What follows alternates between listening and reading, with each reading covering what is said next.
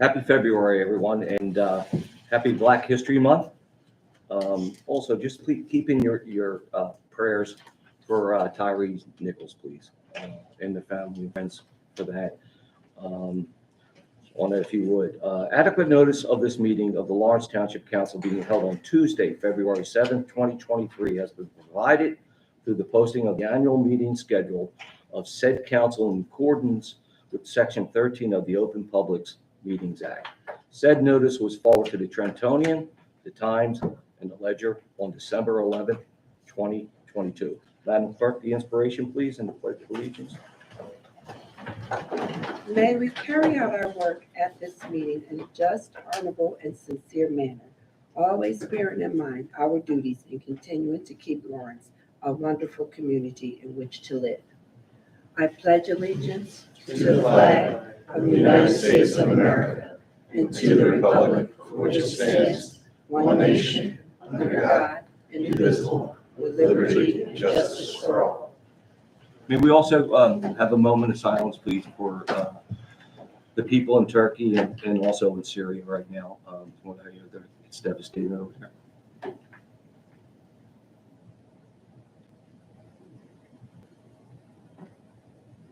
Thank you.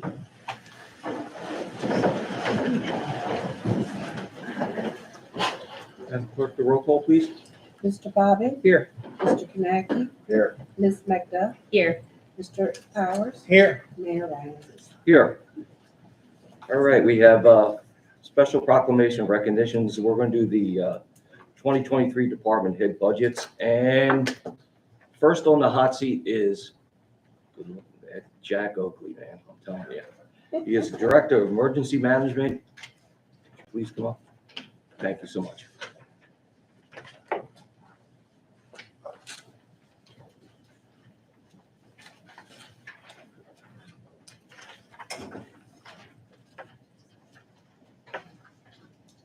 This is actually what happens when you draw the short straw.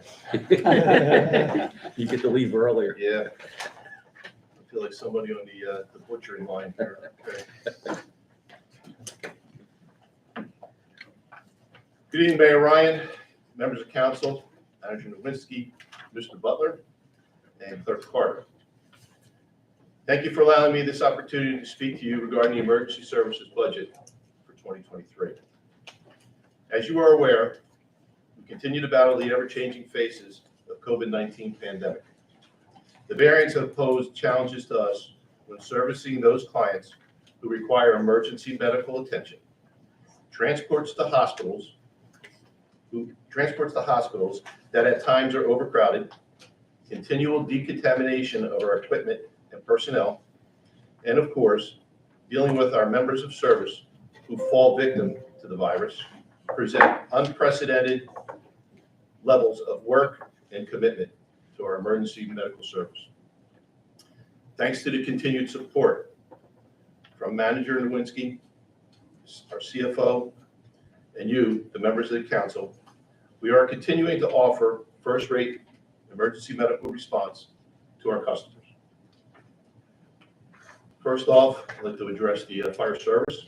The fire service reorganization is continuing and moving towards a more robust combination department of career and volunteer members. Our command staff has accepted the mission with zeal, and they are committed to creating an atmosphere of inclusion for all the members.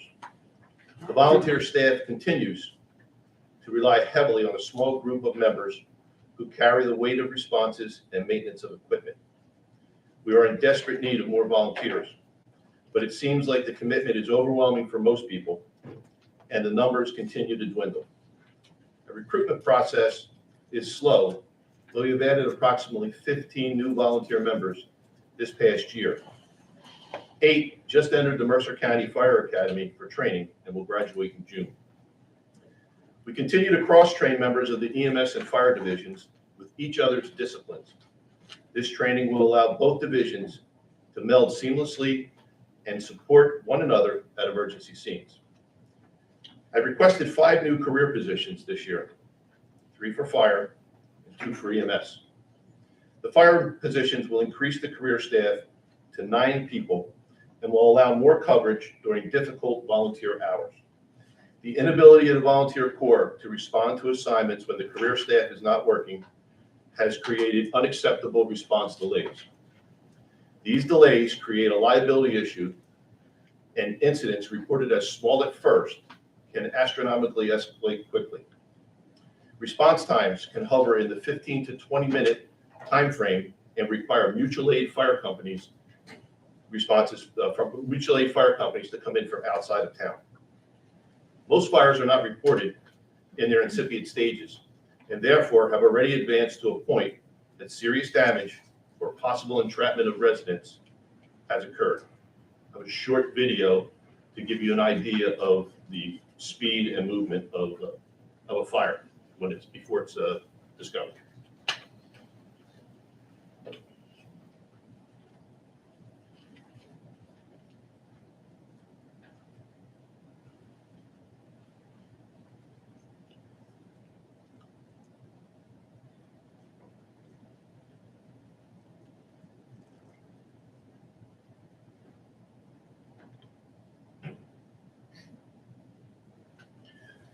This video is produced by NIST, which is the National Institute for Safety and Technology. It's an outside agency that does a lot of training and looks at all kinds of different issues with agencies that respond to emergency incidents.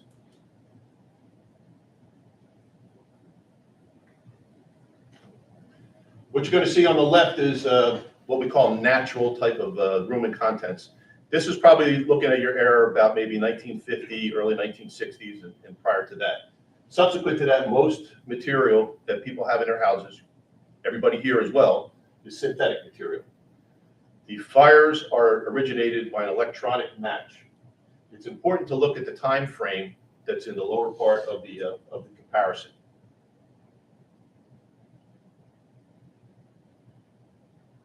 Most materials in your house right now are extremely flammable.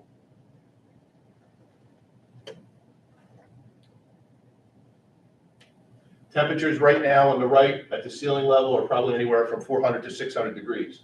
As the smoke starts to bank down and the fire increases because of what it's burning, the type of synthetic material it's burning, the temperatures could reach upwards near 1,000 degrees. What will happen, it produces toxic gases. Those toxic gases and flammable gases are now in that smoke cloud above the room.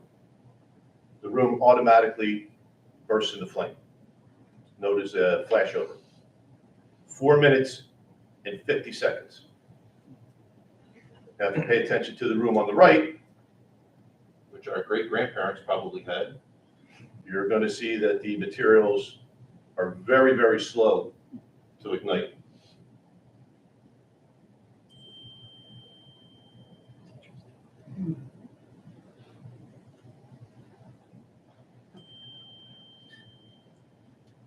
There are no laminates, no compressed cardboard, no wood treated with heavy lacquers in the one on the left as it was the one on the right. And you can see the comparison between the two times. As I told you just a couple of minutes ago, a 15 to 20 minute response time is unacceptable because by the time a fire is actually discovered, we're well beyond that 4 minutes and 50 seconds. So when we're responding to these calls, these fires have already taken off quite a bit. So it's very difficult to say that we're going to be taking somebody who's going to be coming from their home, a volunteer, and they're going to be coming to the fire station, getting on the truck and responding to a call 15 to 20 minutes after somebody has discovered it. Career staff, our career staff, historically so far, is out the door probably within 2 to 3 minutes. That puts us well ahead of the curve. But we have to be able to give that umbrella of safety to not only the residents that are here, but also to our responders. The firefighters need that. They need additional help. They need people that would be able to be there to help back them up when they go into these types of situations. We need to get to these scenes more quickly and perform efficiently with proper equipment, personnel, and attempted to mitigate property damage and possible injury to our residents. The EMS positions have been long sought after and will cover additional calls for service when the duty crew is committed to a previous assignment. By that, I mean our ambulance is staffed 24 hours a day, 7 days a week. They work a 12-hour shift. There's only one rig on each 12 hours with a 2-man platoon. That being said, when there is a call for service and they respond to the call, that leaves the town with nobody else to answer the call. We have, during the daytime, backed that up with the career fire staff. They run a first responder engine, so they will handle second calls to be able to get to whoever the patient or the potential injured person is, to be able to hold down a scene until the mutual aid ambulance comes in from outside. So this secondary ambulance that we're asking for with the additional personnel will cover more times and will back up the staff. They're not going to cover 24/7 like the regular staff does, but they'll be there to pick up secondary calls. And also it's going to help us to provide the community with better service and also help increase revenue, because we do bill for our services, for our EMS services. These additional positions will also be manned by cross-trained firefighter EMTs that can also help support the fire division. So we're going back to cross-training individuals to be able to support both sides of the shop. And that's extremely important in this day and age, because as you know, financially, it's very, very difficult to be able to say, well, we're only going to have one single discipline type person. And that's why we're trying to get the best bang for the buck. We're trying to cross-train people so that they can operate on both sides of the jobs. The Fire Marshal's office has been absorbed into the Emergency Services Division with the reorganization. Staffing in the office remains the same, and last year they completed over 4,000 inspections, generating about $240,000 in revenue. It was a daunting task for a limited staff and a great example of teamwork, accomplishing a goal that other agencies with double the staff cannot. So it's kudos off to the Fire Marshal's office for everybody in there. Quickly addressing our capital requests. The appropriated monies will go towards the final installments to replace a brush truck, replace an ambulance in our fleet that is approaching its serviceability limit, replace outdated and unserviceable sets of turnout gear, and that money is a complement to a grant that we received from the American Rescue Plan for $28,000. So the additional monies will go towards purchasing new turnout gear for the firefighters. And just so that you know, turnout gear has a shelf life. Most of the pieces of equipment are only good for 10 years. So at the 10-year limit, it becomes more difficult for us to have somebody go out the door in something that is not properly credentialed for the most part. And we do our own inspections of the gear, so we stay up on what the level of use in the turnout gear is that's left. So we kind of mind our own shop where that's concerned. We're also going to replace portable radios that are now unserviceable, and they had been obtained through a Mercer County Assistance to Firefighter grant back in 2012. The grant was for $2.9 million. It was spread out across the county to varying agencies. Lawrence Township received the radios. Our part of the payment was like $66,000, which is a drop in the bucket compared to what a radio costs right now. The average portable radio that the firefighters use can range anywhere from $4,000, $5,000 on up to about $8,000. That's one radio. We also put in for first installments for the purchase of new fire apparatus to replace a ladder truck and a pumper. These 5 projects are important as they address not only firefighter safety, but the ability to respond to emergency incidents quickly. In closing, I would like to take this opportunity to thank the men and women who comprise the Emergency Services Department. When we speak of pride, honor, dedication, everyday soldiers and heart, we describe these people who regularly risk their lives to protect us. They continue to place themselves in harm's way, making sacrifices that most people would consider unimaginable. Their bravery is not the absence of fear, but the actions taken in the face of fear. They are true heroes. I thank you for your time, and I'll entertain any questions that you may have. Okay, so hearing no questions. I have a question for you. I Yes, ma'am. apologize. I might have missed this. Oh, So Can I the. apologize to you first, too? I didn't know who you were when you came to the vet's door today. I'm sorry. All she said was, I want to see Kevin. I was like, no, you can't go see Kevin. That door's there for a reason. You can't. It's okay. I got to see Kevin. Didn't matter. No, it's nice to officially meet you. The 3 career fire positions that you're adding, I'm assuming that's because you want to do another 3-person crew. Looking through this, it looks like we have 6 right now, so you have 2 different 3-person crews, correct? So you're looking to add another 3-person crew that can respond? Correct. Okay. That will help us increase the coverage throughout the day.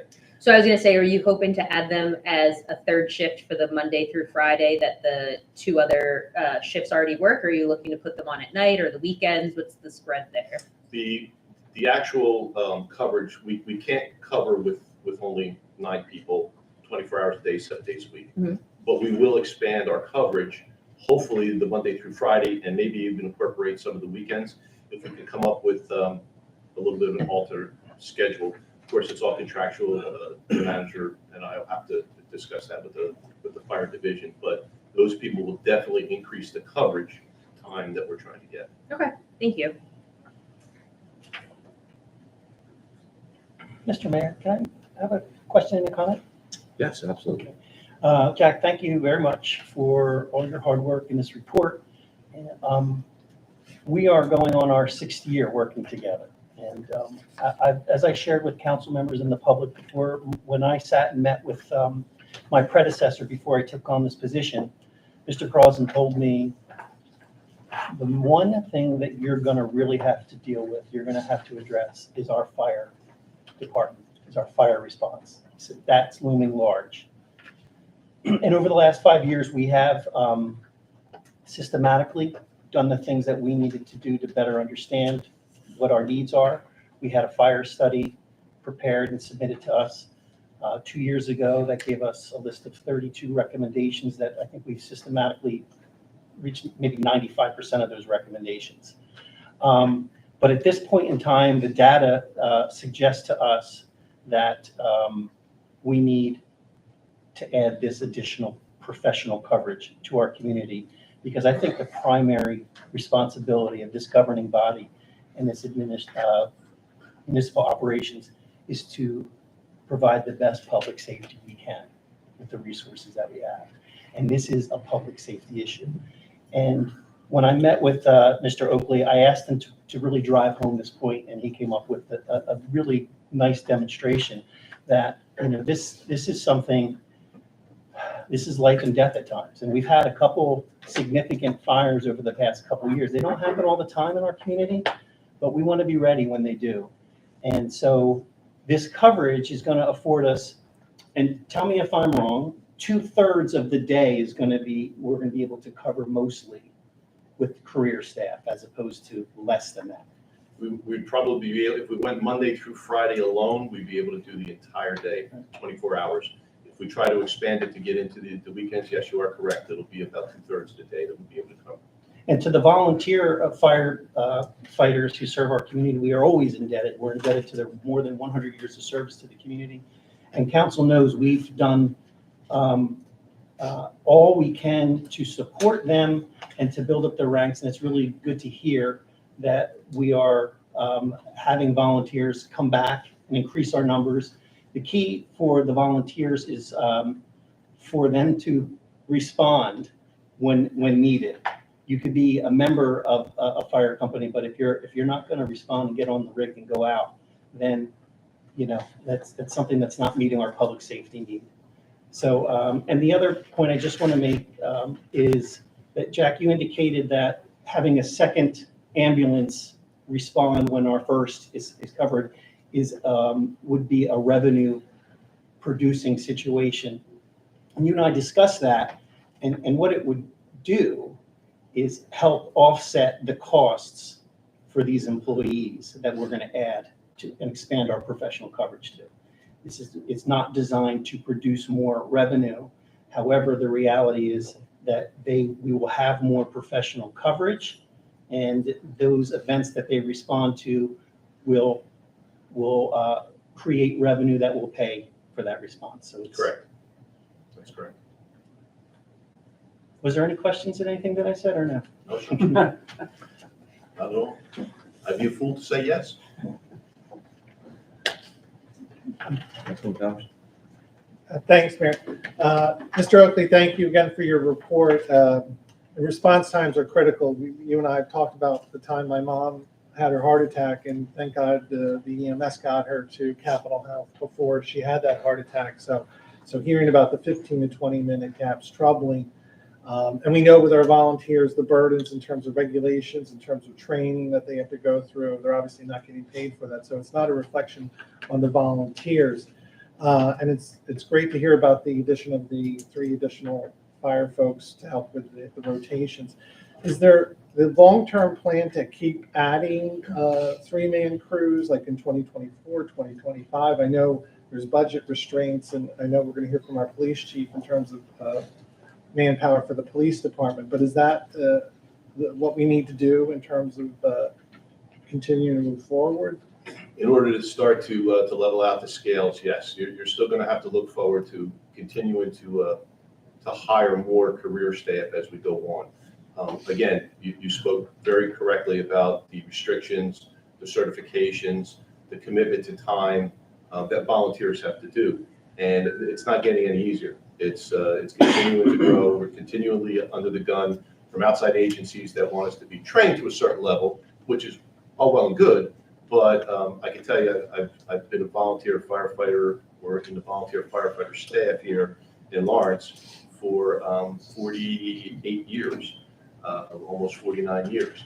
And when I first started in the fire service, it looked nothing like what it does now as far as the certifications and the requirements that you have to go through. Basically, you had a fire chief who would put you in front of a house that they were burning for a drill and foot you in the butt and kick you through the front door. And if you came out, you passed and you were in the fire company. That's how it was. So nowadays, it's completely different. The training is so much more technical. And we try to do our best to make sure that the volunteer staff is equipped to be able to meet the growing needs, of the community, which is another thing that was good with our CFO and our manager. We are now also standardizing the operating guidelines for both the career fire staff and the volunteer fire staff. So everybody's on the same sheet of music. Nobody's going to have anything different. They're not going to have to learn anything different. They're not going to be held accountable for anything different. Everybody will be the same. And I think that's going to make us a stronger department and a stronger service. And just to dive down on that 15 to 20 minute gap, is it more on the weeknights or more on the weekends that you're seeing that delayed response from the volunteer staff? It's all across the board. All across the board. The daytime, Monday through Friday, we don't have that issue because we have a career staff. But after hours, when the career staff is not working, and on weekends and holidays, we do have occasion where we get that gap. And I know Chief Longo's here, so when you mentioned cross-training with the EMS and fire, and I know one of the lessons we learned from 9/11 was the silos of the fire department and the police department. Is there anything that we could do from a police perspective with fire extinguishers or something, if they're the first people on site to help out with that, or is it more we still have to? We need to have like a separate discipline. However, the police officers under Chief Longo's command, they are really good with fire extinguishers, I gotta tell you. We pulled up on some scenes where there have been fires that were probably small, and we thought they were very big, but it's actually the fire extinguishers that were being discharged by the police officers that were coming out. So they definitely help us, but there's no cross-training capabilities with them. That's what I thought. Good to hear. Thanks, Mayor. Any question? Yeah, I do. Thank you. Pleasure. I guess, first of all, you touched on it, and thanks to Councilman Powers for asking the question about the time commitment, because I've always supported and appreciated the work that the volunteers have done in the past. But it sounds like from what you're saying over the last 40-something years, I won't say how many you said, 40 plus, that commitment has jumped. What would you say is kind of a ballpark of what the commitment is to a volunteer? I mean, when you're trying to pitch someone to volunteer, what are they looking at? We've kind of simplified the training process for the volunteers as well. Instead of making them physically attend a training course, we have an online training system that we put in place. So the online training system allows them to access 24 hours a day, 7 days a week, to be able to take the required courses that not only the State Division of Fire requires, but also that the Township requires of them. So that kind of cuts down on the time that they have to put in. However, there are drill opportunities that they have to attend on a monthly basis. There's equipment maintenance. They have to come to the firehouse and make sure that they keep up the equipment. The career staff does a really good job as far as doing that and trying to alleviate that one responsibility from the volunteer staff. So they're out there every day taking care of the equipment, but the volunteers definitely do take care of the equipment as well. So if you were to gauge it on a weekly basis, are we counting going in and watching football games on TV too? If you're talking about a weekly basis, I would say you have to donate at least 6, 8, 10 hours a week, to just be there, to be around the station. That doesn't count, answer calls. The calls come in for service, and you have to respond as well. So. No, it's important to know how much time away from family and friends they're sacrificing. So I noticed on the incident total dispatches, and there's three different categories: physically responded, recalled, held in quarters, scratched assignment. Can you just explain what recalled, held in quarters, and scratched assignment means? Just so I can understand that.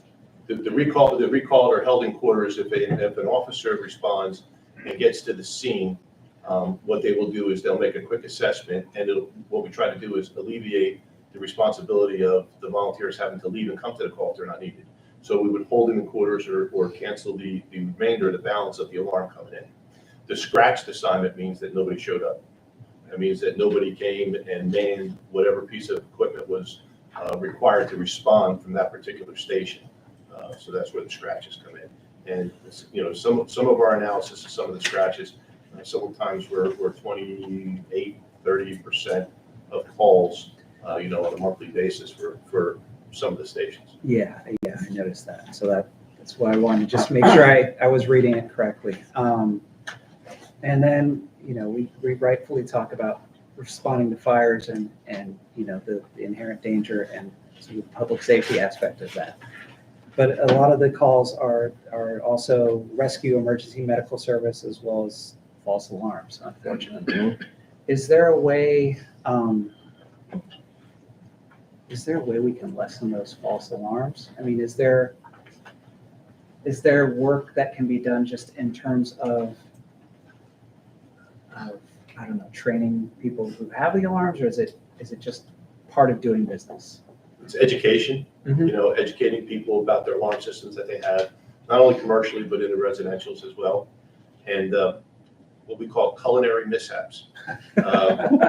Somebody burns their chicken in the oven, it sets off the alarm, and by the time the people get to answer the phone call from the alarm company, it's too late. The fire company's already en route. And sometimes it's better than not, because we help alleviate some of the smoke in the house and make recommendations about different places in town that they can go get takeout. So it kind of helps everybody across the board. But AFAs, which is what we call automatic fire alarms, what's important to remember about those is they're a pain when they come in false, but they are there for a reason. They're an early alerting system that lets you know that something's going wrong. And many times in my career, we pulled up for an automatic fire alarm and found a fire, especially in the overnight hours, or in a remote area where somebody's not there, commercial business.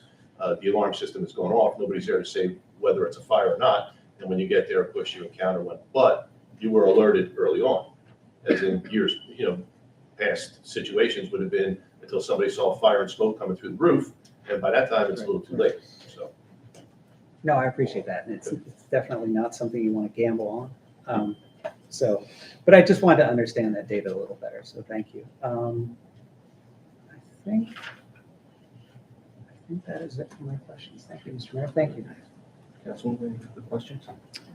Yeah, I actually have one more thing. Well, I don't know if you'll be able to answer this, so it might be better directed at the manager, so maybe somebody can get us later. I'm just curious, in talking about plans to expand the department and the number of career positions over the New Jersey towns comparable in size of Lawrenceville, and the number of their career positions as opposed to ours, just so we can see really where we're lacking and how we stack up, and other towns of comparable size are at 10, 15, 20 career positions, just so we kind of know where we're heading in the next couple of years. And I'd don't expect you to have that information, but I just wanted to throw that question out there, and if you could get us that info, I'd appreciate So it. we did do a fire study Okay, that addressed a lot of those issues. Mhm. And I will certainly make sure that you get a copy of that. thank you.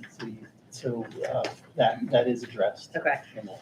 all right, thank you. Thank you, Mr. Mayor. Councilman? Jack, I'm finally glad to hear we're moving forward with the fire department and the EMTs for how many years we tried to work together and always came to a roadblock. Under our new manager, we're moving forward. It's baby steps, but we're gonna get there. It's gonna take a while, and we gotta continue to keep moving forward. And with your 50 years of service in, so just keep up the good work and your staff, thank them all for everything they do for us. I will, sir. Thank you. Thank you. Thank you, Mr. Oakley, for your service. I appreciate it. Feel better. Thank you. Mr. Mayor, I just have one more comment for the benefit of the community. Lawrence Township is not, this is not a problem that we face alone. All municipalities throughout the state and the country are dealing with the issue of being serviced by volunteers and then having that group of volunteers diminish over time for whatever reason. It's not like it was in the 60s, 70s, and 80s. And so many municipalities in our state are forced to deal with the issue of going into a more hybrid situation, and that's kind of what we're doing at this point in time. We still have a vibrant volunteer force that we want to support and cultivate and hope to grow, and also introduce the career staff so the town is protected like it needs to be protected. Thank you so much. Okay. Thank you. Thank you.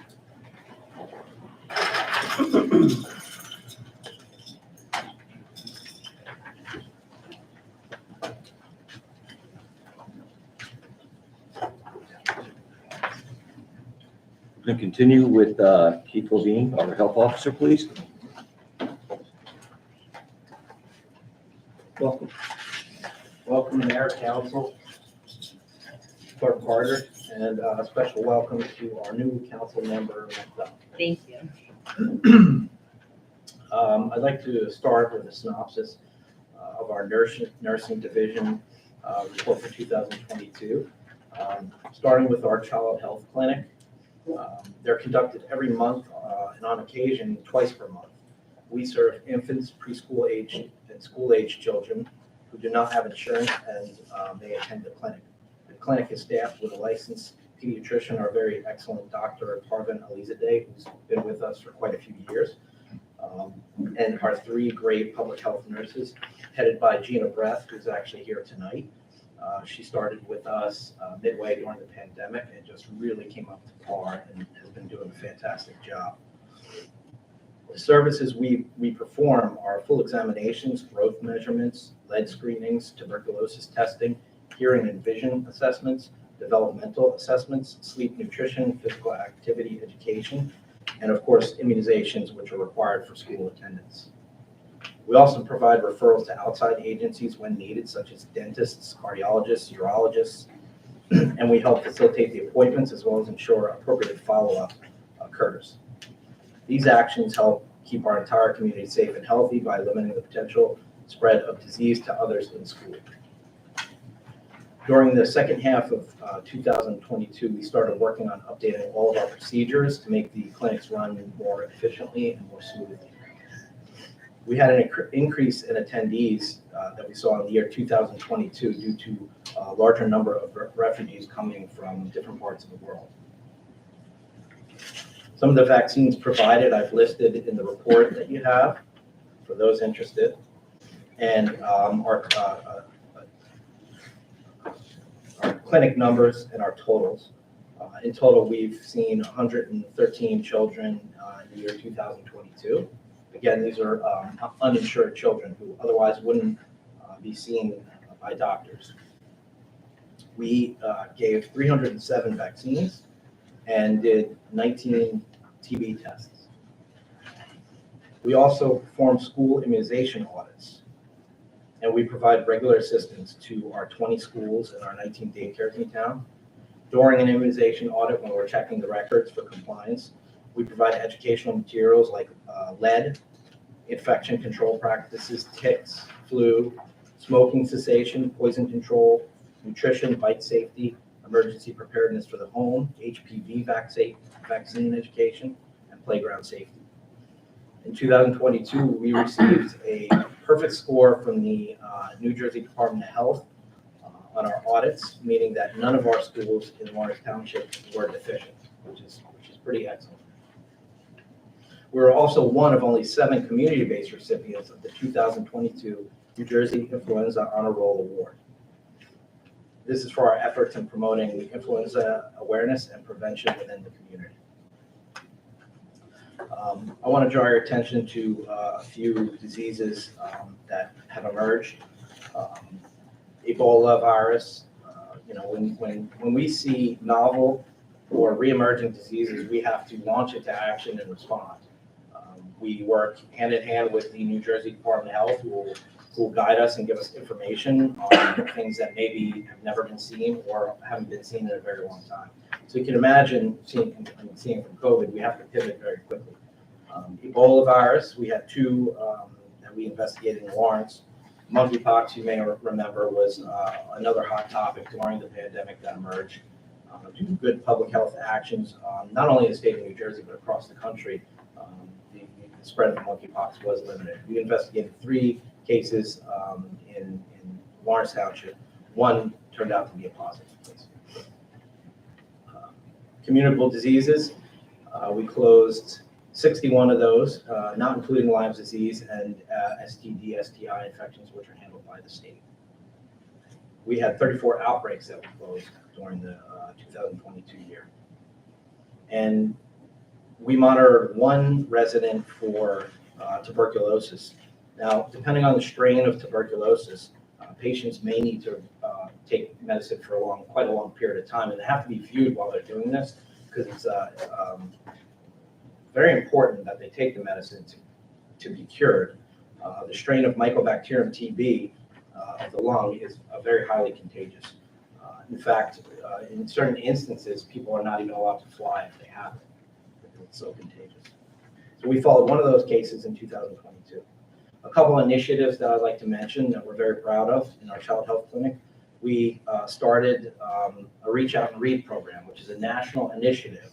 We did this in partnership with the Mercer County Library System, the Lawrence branch. Fantastic people to work with. They provided us with some children's books, which we have at our child health clinic for all the children that come in to pick 1 or 2 books. And we encourage the parents to read to their children. Studies show that there are positive health and education outcomes when parents read to children, even from pre-birth. So this is a fantastic initiative we started this year. Childhood lead poisoning screenings. For those of you who don't know, lead poisoning is still quite prominent out there due to a high amount of lead paint and housing with lead paint. Primary source is the lead paint and lead dust. So we started in 2022 an initiative to try to catch more children who may kind of slide under the radar with lead poisoning. It is law in New Jersey that pediatricians test children before the age of 6 at least 2 times. It doesn't always happen. So we have a screening form we've created. We have the parent or guardian fill it out, and depending on the answers that they give us, we will take a prick of the finger from the child, take a drop of blood, goes on a card, which then goes to the state lab, and they analyze it for a lead level. If that blood lead comes back high, then we can intervene. This is a free program, actually, provided by the state of New Jersey, so we're happy to have that. We also created a breastfeeding room. We adapted one of our small clinic rooms to serve dual purpose as a private breastfeeding room for new mothers needing a comfortable space to tend to their newborn baby's appetite. This room can be used not only by clinic attendees, but also by our township employees. Next, I've included a COVID-19 report to show our 59 clinics that we held in the year 2022. We gave 928 vaccines out to the community. This is accomplished largely to a $50,000 grant we received from the New Jersey Department of Health, one of two that we currently have. And we did this in partnership with businesses, schools, houses of worship, and nonprofits in town. They were all fantastic. Everybody we worked with, great partners. We provided homebound vaccines, 135 COVID-19 and 23 standard flu. Now, I just want to stress that homebound is, people who wouldn't be able to get out of their house to see a doctor even. They're truly homebound. Going into the home, providing this service, we get so many thanks for people who are so grateful who otherwise wouldn't be able to do it. We did perform a standard flu clinic. It was a drive-through clinic at our senior center. Typically, we do 2 per year. However, the entity we contract with had to cancel on one of them. We provided 38 standard flu vaccines. And we did this in partnership with the Lawrence Rec Department and the Senior Center. So special thanks to them and DPW. We could not do this without them. They do a fantastic job helping us set up and break down, supporting us with heaters in the winter and anything we need.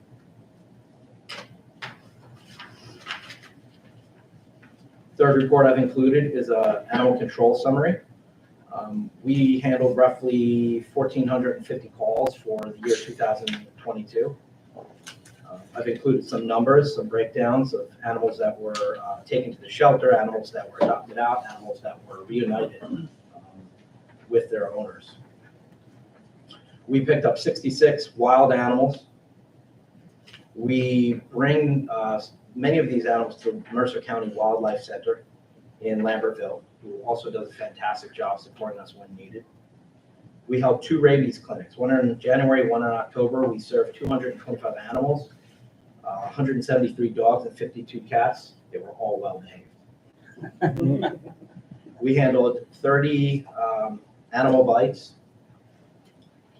And our animal control division also provides safety education to our residents. We take part in a program run by the very great Lawrence Recreation Department called Safety Town. It's been around for many years. I'm sure many of you have heard of it.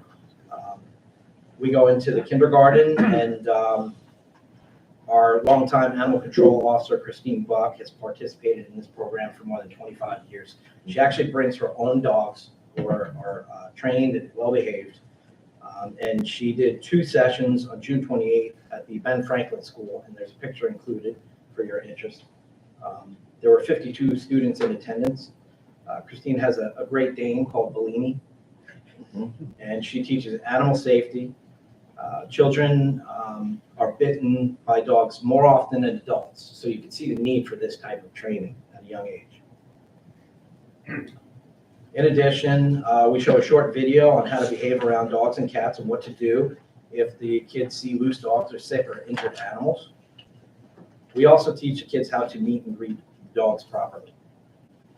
At the end of the session, we give the children brave enough to come up to Bellini, who stands about this tall, to come and test out their skills on, befriending a dog. And the final report that I included is a combination of some vital stats records and a snapshot of some of the things that our inspectors do. Now we have 2 full-time REHSs, health inspectors with the health department. They perform roughly 600 or more food inspections per year. So we have about 310 licensed facilities in town. Some of them are inspected multiple times a year, some of them just 1 time a year, and we also respond to any complaints received from the public regarding restaurants. We license vending machines as well. We do mobile units, and we do temporary events to ensure that the food that's being prepared and served in a temporary manner, which could be higher risk than a brick and mortar store, we ensure that the food is handled and that it's wholesome for service. We perform roughly 60 inspections on swimming pools. We have about 30 swimming pools in town and 2 more that were just approved, and they each require 2 inspections. We have 6 year-round and 24 seasonal.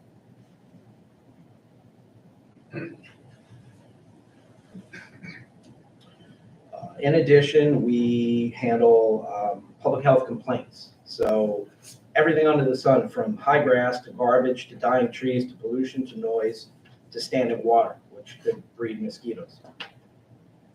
2022, we handled roughly 550 inspections for complaints.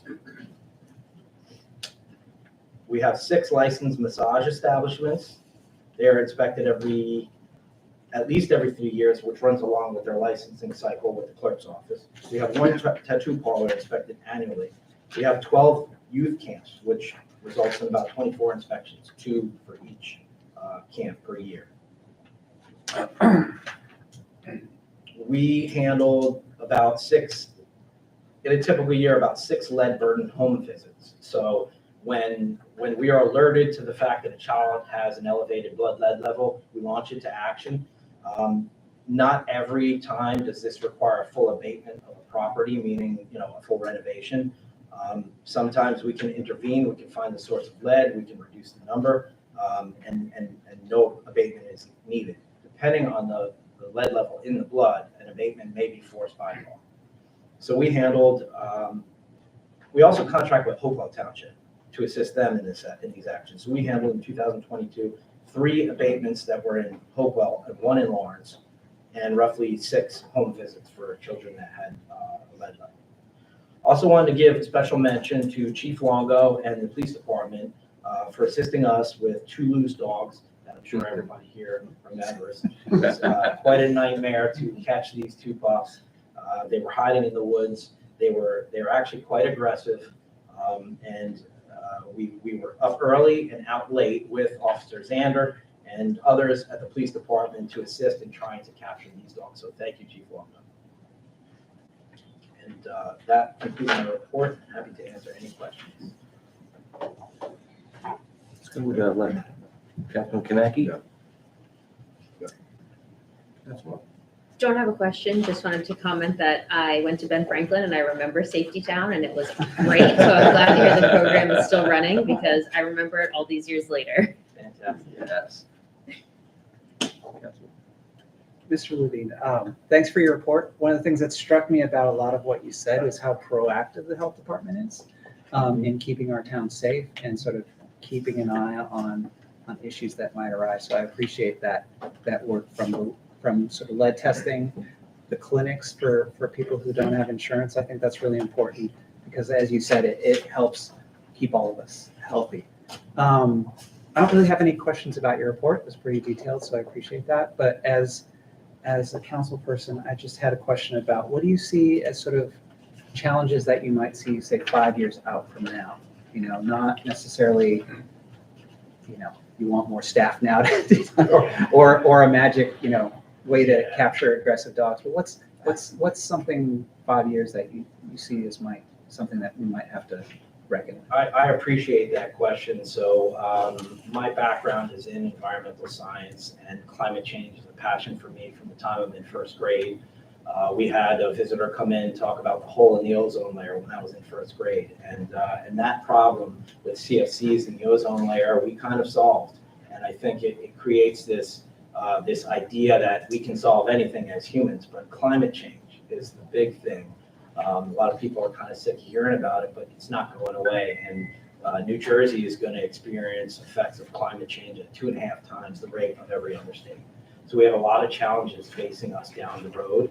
What they may be, everything under the sun. This is having 2 nephews and a niece that are young. I fear for what type of world they'll be in, and I don't want to be an alarmist. But yeah, these are problems we have to start thinking about ahead of time. I couldn't predict, but I would say climate change is something we should not put on the back burner and keep at the forefront of our thoughts. Thank you. Mr. Levine, I think your report demonstrates why public health is a local issue. I'm old enough to be on the council to remember a time pre-COVID where there was a talk of getting rid of the municipal health departments and centralizing that at the county. And obviously when COVID came out, it showed how critical your health department is. So we appreciate that. And also we appreciate the COVID numbers that you give to Manager Nowinski. He does forward that to the council. And I would note, just for the public, there were no zeros on those COVID numbers. Every day, there was at least one or two or multiple exposures of COVID. So in terms of the vaccination clinics, are we still doing that? And what's the response in terms of residents? I know there's more options now for vaccination. Yes, we are still providing those, and of course, demand is down right now, but, we anticipate it will pick up. To your point about the numbers, it's important for me to stress that those numbers are a snapshot. Most people, they're not going to the doctor now when ill.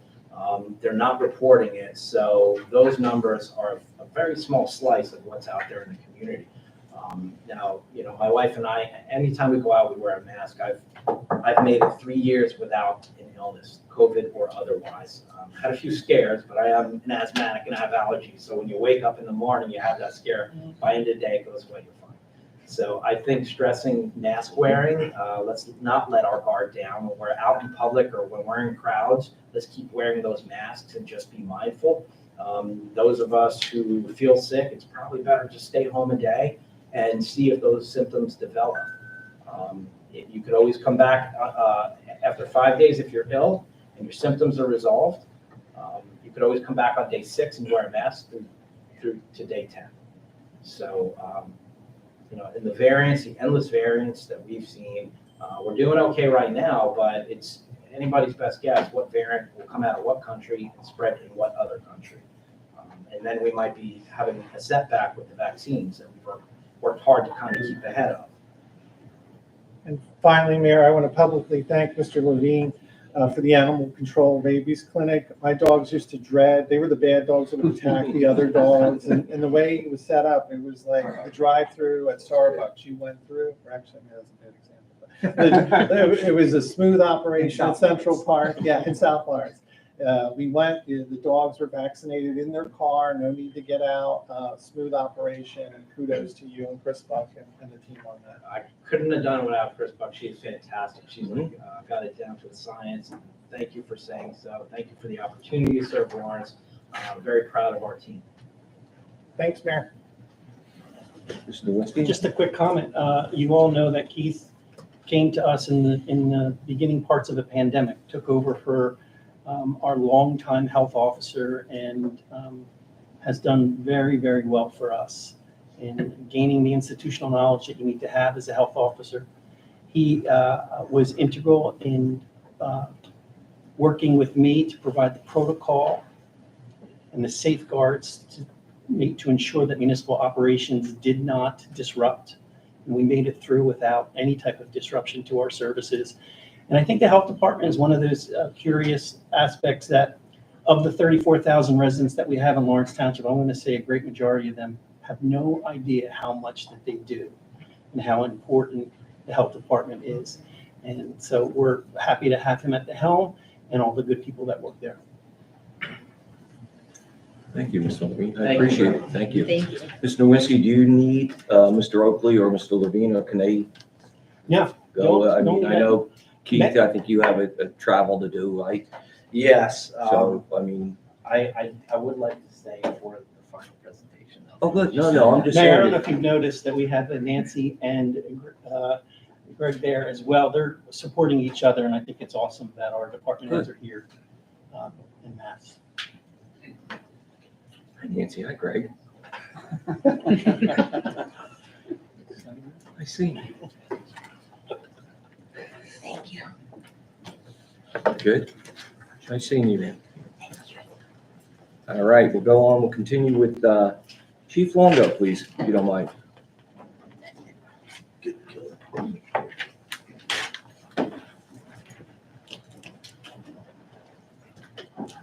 Hello, good evening. This is the first time I've had the opportunity to stand in front of council since becoming the provisional police chief here in Lawrence, and I just want to take a minute and say how proud I am to lead the police department here in a town that I grew up in, and how much I appreciate the manager and governing body's trust in my leadership. thank you for that. 2022 was another changing year for the police department. We had 5 retirements through 2022, including our chief of police, Brian Calorio, who retired in September. Along with the retirements came promotions, and with promotions came a reorganization of the command and leadership structure of the police department, with a police captain and reassignment of the command staff. COVID-19 continued to offer challenges during 2022 that affected the operations of the police department, specifically to our response operations and precautions to protect both our officers and residents. One of the challenges that the pandemic did provide to the police department was an uptick in sick time that continued through the pandemic of our officers. That sick time coupled with, we had 10 officers out between long-term injuries, long-term sick time, maternity leave, and for other long-term reasons that contributed to some staffing shortages throughout the year. The officers and command staff of the police department continue to press through the challenges as we always do, and we continue to follow our mission of the police department to provide effective, efficient, and professional police services to the residents of Lawrence Township. Our officers displayed the resiliency, professionalism, dedication, and commitment by contributing to working extra hours on overtime and volunteering to stay after hours to get the job done. It would be inappropriate if I didn't recognize the command staff, Captain Joe Leck, Lieutenant Smith, Lieutenant Whitmore, Lieutenant Laird, and Lieutenant Sexton, who kept the department running through some of the challenges presented during 2022. They did a really great job, and I have a really good team here. The entire year was not full of challenges. We did have plenty of positives as well. In April, the police department co-hosted with Recreation the annual egg hunt at Central Park, which was an overwhelming success. In November, we had coffee with a cop at Cafe Dupont. That was in conjunction with the FOP and a food drive. The hundreds of pounds of food that we raised through the food drive was donated to one of our community partners at Homefront, and that food was distributed to those in need. In December, the police department participated in the Recreation Department's annual tree lighting ceremony and the mock arrest of the Grinch. During the mock arrest of the Grinch, we took donations of toys to raise bail for the Grinch's release, and those toys were donated to Joey's Little Angels nonprofit and distributed through children's hospitals in the area. Operationally, the police department responded to 28,426 calls through 2022. That was a 6.5% decrease from calls for service that we answered in 2021. There was a 27% decrease in larceny thefts and a 21% decrease in assaults. Each police department through the state is required to submit uniform crime reports, statistics, UCR statistics, to the state police monthly. And there's enumerated offenses and crimes that need to be reported. There's specifically homicide, rape, robbery, assault, burglary, larceny theft, motor vehicle theft, and arson. Based on the UCR stats that were submitted in 2022, in comparison to 21, there was an 18.5% decrease in those crimes in Lawrence Township. While the overall decrease in the UCR was noted, there was also several increases to some of those reportable offenses. 3 areas actually: robbery, rape, and arson. Some statistics that are noteworthy that are not UCR reportable was domestic violence. Domestic violence was down 2% in 2022. While that seems like a small number, hopefully that's a trend downward to bring our domestic violence incidents down through Lawrence Township. Shoplifting was up 27%. Shoplifting is one of the crimes that takes a tremendous amount of time from the officers. It takes hours to process shoplifters, fingerprint them. They're statutorily required to do certain things, fingerprint, photograph, and stuff like that. They're up 27%. Traffic stops in 2022 compared to 21 were down 21%. There was a direct correlation between the decrease in motor vehicle stops and the influx of traffic complaints that we've received from our residents through the end of 22 and beginning of 23. We see traffic complaints on social media platforms. I'm sure you see them here at council meetings. I get emails, telephone calls, and in-person complaints. The attempt to establish open line of communication and a method for residents to complain to the police department directly so we can address those complaints. We started a traffic@lawrencetwp.com email address. That email address is monitored by myself, the captain, the lieutenants, and all of the sergeants. And the reason that I decided to do that was so everyone in the supervisory and command staff was on the same page. They saw these complaints come in, and if there was something that needed to be addressed, that they could address it. Since the creation of that email address, we've had some really good dialogue with some residents. We were able to address some traffic complaints and other hazards that were reported. The overwhelming majority of complaints that the police department receives on a daily basis are traffic related, whether it be speeding, aggressive driving, parking complaints, stop sign violations, red light violations.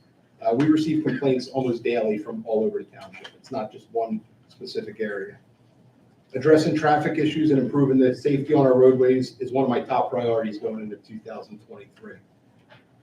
I'm committed to creating a long overdue traffic division within the police department to address these issues on a regular basis, be able to hold the officers accountable for the complaints that come in from the community. And I'm hopeful the department will reach a staffing levels that's going to allow that to happen. I have a vision on how that traffic division would work and how they would operate to address traffic issues, lower the number of crashes, and improve the overall safety in the township. In 2022, motor vehicle crashes in the township increased by 1.6% to 1,174 crashes. Out of those 1,174 crashes, 295 of those crashes resulted in injuries, which is a 20% increase from 2021. There were 13 pedestrian motor vehicle crashes and 7 crashes involving bicyclists. The bicyclist crashes was up 17% from 2021. And in both 21 and 2022, we had 2 motor vehicle crashes with fatalities. Crash locations, the highest crash location has been pretty much steady through the past couple of years at Brunswick Pike and Franklin Corner Road and Baker's Basin. That accounted for 17% of our crashes, or 91. And that was a 17% increase from 2021. The Brunswick Circle was next, highest crash location with 61 crashes, or 5%. And Brunswick Pike at the Kelly Viaduct across from the Quaker Bridge Mall accounted for 48 crashes, or 4% of our total crashes. The Whitehead Road Circle was 6th on our list with 33 crashes through 2022, or approximately 3% of the crashes for the year. I can't stress enough how committed I am to addressing the traffic complaints within the township, and that's going to be best done with a full-time traffic unit that we can address these problems with. Currently, we have a roster of the police officers. We have 60 officers on the roster. As of the closeout of 22 and beginning of 23, 2 of these police officers recently graduated from the Mercer County Police Academy, and they're in week 1 of their field training. Their training should be done hopefully by Memorial Day. We have 2 officers who just started Cape May County Police Academy, which is a residential academy. There's also living there full time. They are scheduled to graduate in June, and we'll be able to use them as fully trained officers sometime in October. And we have 3 new hire officers. They're starting the police academy in 2 weeks in Mercer County, and they're scheduled to graduate in July, and we're hoping to be able to use them as fully trained officers by the end of the year. In addition to those, we still have 3 officers that are on long-term leave. We have 2 that are out on long-term sick leave, and we have 2 additional retirements within the next 60 days, including a lieutenant and our IT officer, and an additional 3 officers that intend to retire prior to the end of 23. We have 2 other officers who are eligible to retire but have not voiced their interest in doing so. As I stated, we have 7 new officers that just graduated or are currently in the police academy. 3 of those officers were hired through the traditional civil service process. They take a test, they come out on the test, we interview them, and we're able to hire them. In December of 2021, the New Jersey Attorney General adopted a hiring process that kind of goes around the traditional civil service testing process. It's a process called the alternate route program. The alternate route program is meant to allow agencies to hire candidates that reflect the diversity of the population of the community that they serve. And we've currently hired 4 officers out of that program since September of 2022. I know it's come up in the past that the police department will be approaching a time where there's high turnover, high retirements. That started in the mid-2022, and that's going to continue through 2023.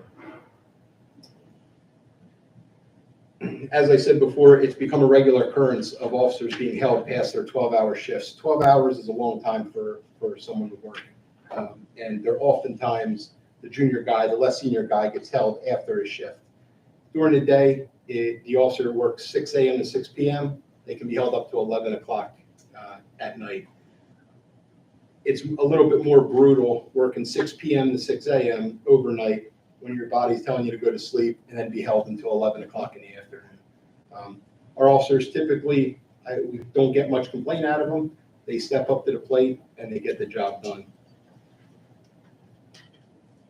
With the continuous retirements, the long-term sick leave, the officers out on circumstances beyond my control, I don't expect to have a full roster of 60 officers at all through 2023. As of today, we have 23 officers, or 38% of our police department with less than 5 years of experience. That's a big number. That fact makes our training and having adequate supervision essential to the success of our department. In the fall of 22, the police department hosted several in-service training sessions. Some of the topics: CPR recertification, domestic violence, a presentation with Women's Space. Women's Space is a great community partner. They offer a program, Domestic Violence Victims Response Team. It's a community-based program where trained members of our community come in, sit with domestic violence victims. They give them advice and guidance and support through the process. It's a great program. We continued with arrest, search, and seizure and legal updates, and we continued some mandatory training and de-escalation, active bystandership for law enforcement, as well as resiliency training for our officers. Coming out of 2022 and moving into 23, my top priority continues to improve training for the police officers. In my opinion, police training is most important aspect of providing effective and efficient and appropriate and professional service to the community. I have a saying that says training builds confidence and confidence builds pride, and that's pride, personal pride, pride in the community, pride in our agency, and pride in being a true law enforcement professional. So a lot of this, our success starts with good training. As we work towards good training, the overall performance of our agency will continue. Along with training our officers to deal with situations within the community, we're going to continue our resiliency training to make sure our officers are of good mental and physical health, which is essential to their job performance. With training, obviously, there's a cost. This cost is an investment into the success of our officers. As you know, our police department is accredited by the New Jersey State Chiefs of Police Association. This is a really important part of our operations. The New Jersey State Chiefs of Police Association comes in, they do a review of every single policy and procedure that we have. We just had an on-site inspection by their representatives in December of 2022. And thanks to Lieutenant Whitmore's hard work and organizational skills, we did very, very well on it. Mike is our accreditation manager, and we have our final hearing in March in front of a panel in East Brunswick to receive our reaccreditation. So it is a tedious process. Every line of every policy gets reviewed. Not only does it get reviewed and make sure that we're using the best practices and policies, but Mike has to provide proofs that we're actually following them, whether that's video footage of body camera, whether that's in the station video or reports, we have to prove that we don't only have that policy in place, but that we're actually following that policy. Before I finish up, I just also want to talk about our records department real quick. In 2022, our records staff processed 3,384 requests for public police records. That matches pre-COVID requests. It's a 51% increase from 2021. In addition to that, they processed 622 requests for direct discovery, which is just under a 10% increase from 21, and 462 expungements, which is a 161% increase from 2021. And that's in addition to a significant increase of OPA requests that they spend a considerable amount of time processing. They really do a great job. They accomplish this with minimal staffing and a high level of dedication. Coming into this position, I brought with me a lot of new vision, a lot of new ideas. New vision brings new ideas, and new ideas brings a lot of change. And if there's one thing that we're not short on since September, it's change in the police department. It's been very positive, and it's going to stay moving positive. Other than that, I just wanted to thank Manager Nowinski, Peter, and Debbie Monroe for their help as I transitioned to this position. They've been a great help for me and guiding me, keeping me within the boundaries of where I'm supposed to be. So thank you, and I'll answer any questions that you have. Councilman Becky? Other than, keep up the great work you start doing with the command staff and everything, and the patrol units out there. Thank you. That's it, boss. Thank you. Appreciate it. Hello, that was a great report. Thank you. I just had a quick question. If you could kind of expand on what your vision for the traffic division is, because it's kind of some startling numbers and statistics out there for the amount of crashes. So I don't know if you have any ideas in development yet for how we can reduce those numbers, or if it's kind of still in the development phases and you haven't really, come up with any concrete ideas yet. A little bit of both. I'd like to have 4 officers and a sergeant assigned to the traffic unit.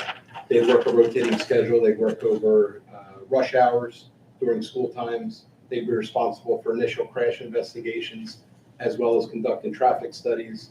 We have a traffic counter machine that we work with the engineering department to analyze the data from that, as well as regular motor vehicle enforcement and answering the complaints from the residents. We get a ton of complaints of residents for speeding on residential streets.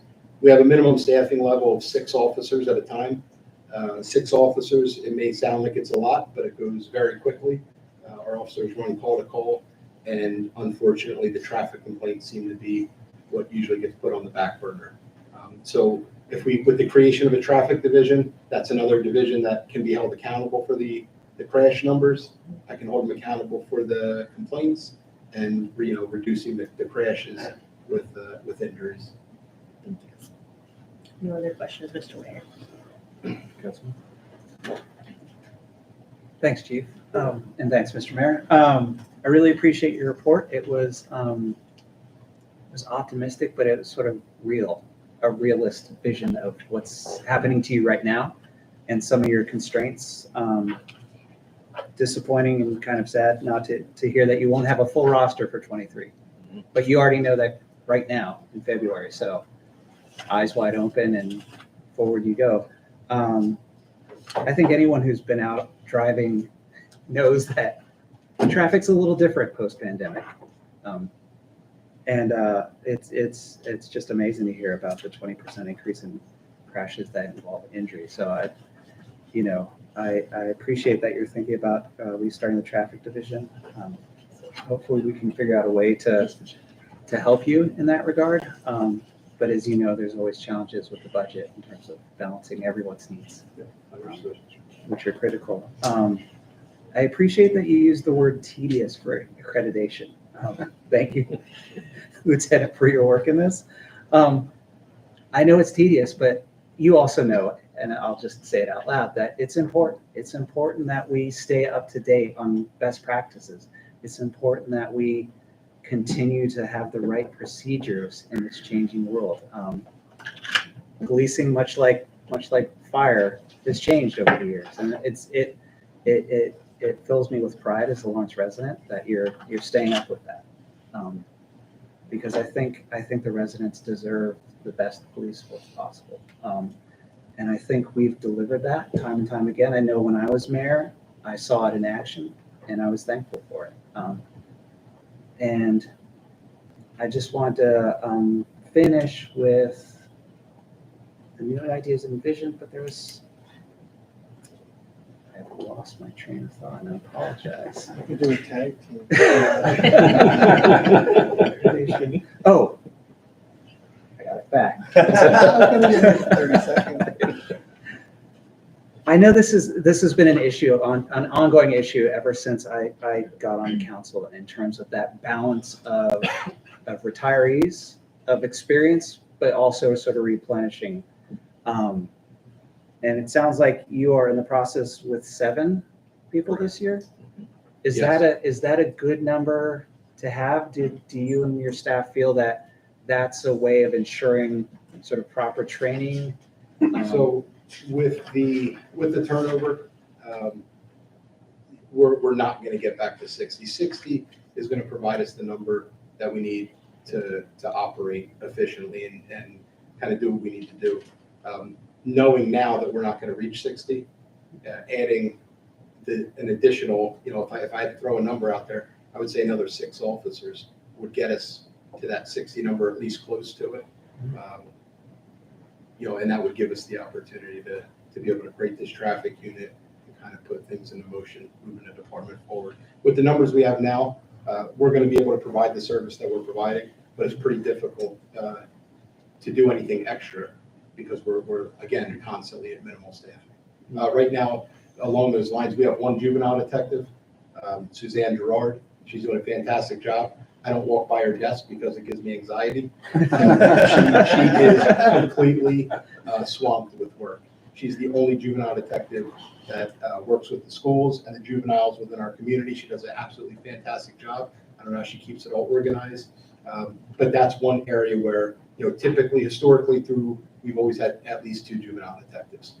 We've been operating with 1, and she's eligible to retire. I'm holding her there. I keep telling her to deny it. But yeah, that's another area where an additional 5 or 6 officers would really be able to contribute to the operations of the department and the service that we provide. Yeah, because I know in the past when I've asked questions along these lines, there's always a challenge of hiring a certain number. You don't want to go too big because then it's hard to get the quality of training. So if I think it's been pretty consistent. If we could put a minimum between 2 and 4 officers in an academy, that would probably give us the numbers where we needed to. That's kind of the right flip. Okay. And just thank you. I know it's a challenge, but you've all risen to the challenge, and none of us have asked this, or said anything, but I also appreciate all the outreach that you do. I think it helps demystify and create bonds with the police force and the community, which is so important during these challenging times. So thank you. You're welcome. Thanks, Mr. Mayor. Got some comments? Chief, thank you for your report. You're the classic case of doing more with less. That page 5 graph where you show the number of staffing, to be at 58 is really amazing what you guys do. Kudos to you on the traffic at lawrencetwp.com. The enforcement is up. I drive down Brunswick Avenue and I see the unmarked car, and then the chaser is ready there to get anybody. The one thing I will caution, the boomerang of that is with the uptick in enforcement, we always hear at the council level, they're speeding through my neighborhood. I'm like, it's your neighbor that's speeding. So I live in Lawrence and I'm getting tickets. So we will get that, but that'll help slow folks down, which is always a good thing. Councilman Bob was talking about staffing levels, and you've known from the years of us on council, we've outsourced dispatching the IXP to get the officers out on the street. We've outsourced the court attendant that used to be a police officer to help you out. And with the retirement of the IT officer, is there a possibility of that being a civilian position? Can we do something to help with that, or? Again, we've been, it is a possibility. It's just hard to find someone who has the skill set and doesn't want to work from home. Yeah, and I'm just thinking like a retired officer. I know there's sensitivity in terms of that. And then the other thing in terms of how policing's changed, we all saw with in North Carolina and Baltimore with the power substations being attacked. And I don't want you to get into anything in terms of enforcement, but just make sure that you guys have that on your radar screen. And then the mailboxes with the check thefts from mailboxes, it's crazy what's happening. So I'm sure you guys are on the job with that, but I think we Detective need Burns to. handled that. He worked with the postal authorities and a bunch He of does. federal agencies, and they did a great job. That entire arrest team stemmed from Detective Burns' work. He put that whole job together. And to echo Councilman Bob, in terms of your personal statement with your release on what's been happening nationally, we know there's always bad apples in any profession, and for you to have a professional force here in Lawrence, and I know the restraint you guys use when confronted with deadly situations, the restraint that your officers maintain is a reflection of your leadership and your folks. You guys do an outstanding job. Yeah, when I said that we have the most compassionate, empathetic, and caring officers that I've ever worked with, that's not an exaggeration. They really are. They're true professionals. And last but not least, we have the picture of the police vehicle. When are we going to go to the black and whites? Are we going to redesign? Stand by. All right, good. And last, but I have to apologize to Captain Leck. I made a mistake. I, date myself with everybody's position. So congratulations, Captain Leck. Thanks, Chief. Thanks, Mayor. Mr. Nowinski? Yeah, I do have a couple comments. Chief, you and I have spoken about this issue, and I want you to share with the community what your thoughts are with regard to the effectiveness of proactive traffic enforcement in directly addressing issues of public safety on our streets. Do you think it's something that you find, in your opinion, to be a useful tool? There's been many studies based on the effectiveness of traffic stops in the community, the appearance of the motor vehicle stop on the side of the road. It creates a sense and an appearance of,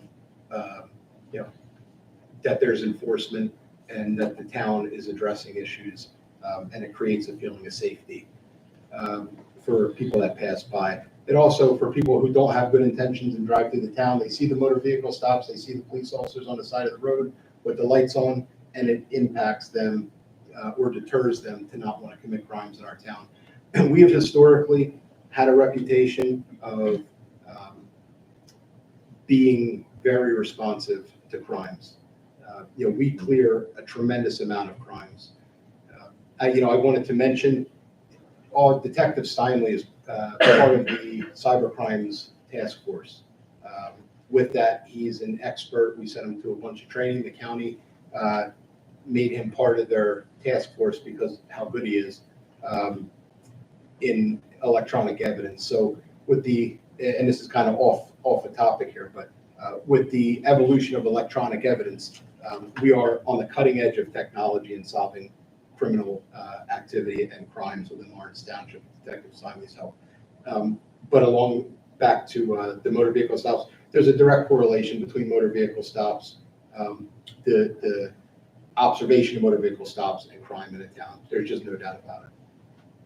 And the other thing that was discussed was, and this is something that I've been working on the last couple years in my position, is to return police officers to doing police work. And that means introducing civilian employees into the police department. And we've done that in several ways. Do you think that's a trend that we should continue to do? I do. There's certain jobs that we can't replace civilians with statutorily, but jobs that we can replace police officers, I think we're probably down to the bottom of where we can replace officers with civilians. But yeah, it's been effective. We had 74 police officers in 2004. We have 60 now. Our lowest point, I think we were down to about 56 or 58 on paper. The town continues to grow. Traffic continues to increase. ETS and Bristol Myers keep expanding. So there's more traffic, there's more people here. So 60 officers, it's probably time to take a hard look at those numbers. But yes, the civilian employees do help. But I don't think we have anybody else that we can.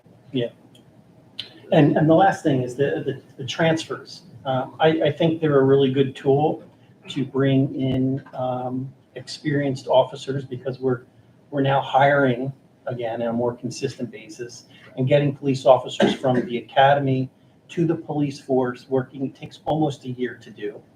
And we try to have a program where as soon as a senior officer hits the button to retire, that's when we know that we need to replace because there's no really other responsible way to do it.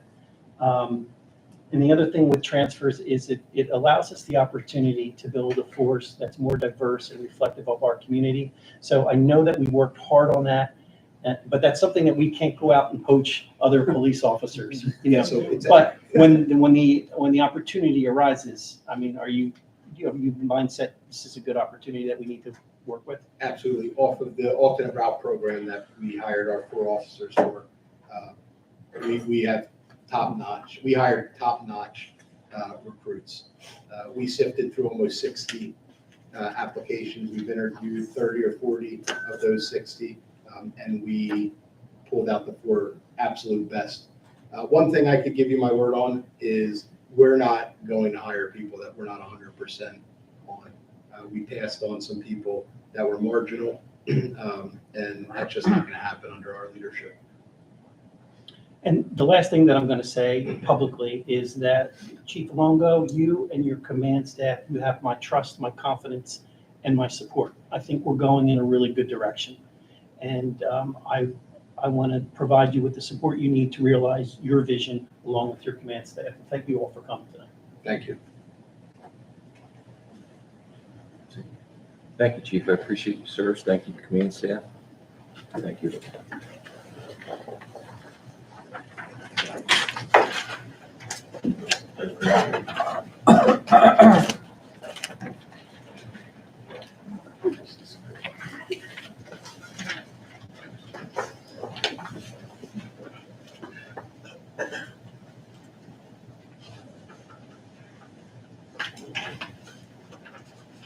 Thank you, sir. Mayor, at this point, I think it's safe for the department heads to leave if they want to. If you guys are free to go. Got a ways to go. I appreciate you all being here to support thank each you. other. Thank you all. Thanks very much. Good job.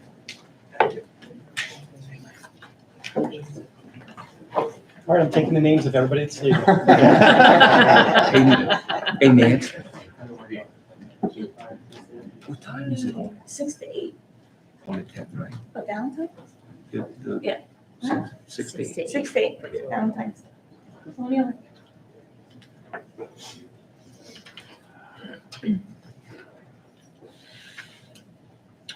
right, we're going to have a public participation, please. 5 minutes to the public participation.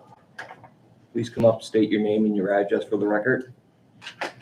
Over here? Yes, sir, Great. if you don't mind. Thank you for coming. Glad to be here. I'm Ted Fetter. Together with my wife Jane, I live on Dara Lane in Lawrence Township. Today, I want to address the council members about bus shelters. You've recently received a letter from several of us. We worked with the Diversity, Equity, and Inclusion Committee of the Township, and that committee's members support this request. We urge you to authorize the construction of 3 more bus shelters in the township. Doing so would make the location of the shelters more equitable in Lawrence, and it would be a tangible public convenience for riders of New Jersey Transit. Currently, there are 11 bus shelters in Lawrence, as well as 3 more at Quaker Bridge and Mercer Malls. Those are maintained by the malls. There are 8 bus stops, though, with greater ridership than many of the stops that have shelters now. Not surprisingly, the stops we're talking about are in locations with a ridership that is very likely at a lower socioeconomic status than some of the others with shelters. We're especially interested in bus stops on Princeton Avenue, at Homefront, at Capitol Car Wash, and at Trenton Farmers Market. Having shelters at these locations is fair, it's convenient, and it's a recognition of the need to support and to provide better comfort for these riders. In our opinion, at least, having bus shelters at these locations is not a heavy lift for the township. You probably know the process. First, the township asks NJ Transit for a feasibility study. If that study shows a suitable location for a shelter, NJ Transit builds it at no cost to the township. Lawrence Township is responsible for maintaining the shelter, as it already does for 11 shelters now. Interestingly, at least to me, if there is any advertising at the shelters, the revenue from that advertising goes to the townships. More importantly, we think that bus shelters at these locations would improve services for an important part of our community. Homefront leadership, both Connie Mercer and Sarah Stewart, have told us of their support. Please consider this small but helpful step in making our township more welcoming and more convenient for those of us who ride New Jersey Transit. Thank you. Thank you, Mr. Fetter. Appreciate you take that into consideration. Thank you for stopping. Very good, glad to do.